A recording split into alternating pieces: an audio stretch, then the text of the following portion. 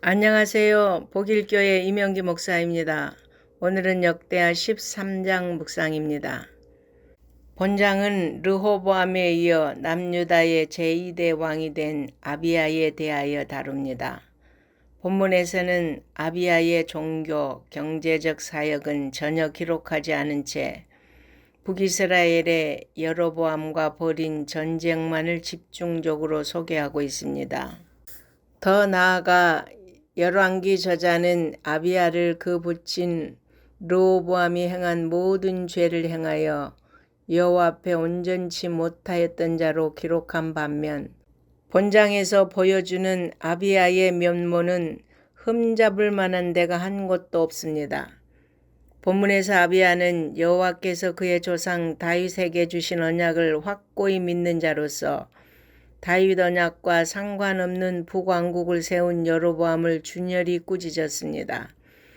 그는 북이스라엘과 비교도 안 되는 절대 열세의 군대를 이끌고 전쟁에 임하여 큰 위기에 처했지만 여호와를 굳게 의지하여 하나님께 부르짖음으로써 드라마틱한 승리를 이끌었습니다.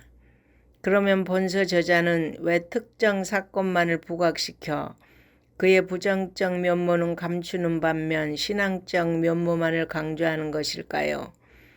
이는 본서의 저작 연대가 바벨론 포수 시대가 지난 포로 귀환 시대라는 점입니다. 본문을 보면 북이스라엘 여로보암은 다윗 언약과는 상관없는 인본주의적이고 불신앙적인 인물이었던 반면 남유다 아비야는 그 언약을 계승받고 그 언약에 근거하여 여호와를 굳게 의지하는 신본주의적이고 신앙적인 인물이었음을 알 수 있습니다. 그는 하나님께서 주신 다윗 언약을 소금 언약이라고 부를 만큼 언약에 대하여 확고한 믿음이 있었고 따라서 북이스라엘은 남유다에 비하여 2배나 많았지만 하나님이 도우셔서 승리할 줄로 확신하였습니다. 그렇다면 이 둘 사이에 전쟁이 벌어졌을 때 여호와께서 과연 어떤 자에게 궁극적 승리를 주시겠습니까?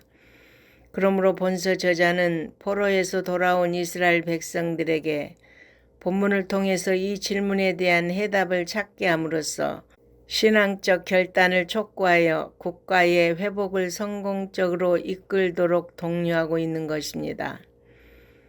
이어서 본문에서는 남유다가 군사적으로나 전술적으로 북이스라엘에 비하여 훨씬 열등하였음에도 불구하고 승리한 원인이 그들의 하나님께 대한 신앙과 그에 대한 하나님의 도우심이었다는 것과 여로보암의 패배와 죽음의 원인이 그의 배반과 불순종에 대한 하나님의 심판에 있음을 매우 강조하고 있습니다.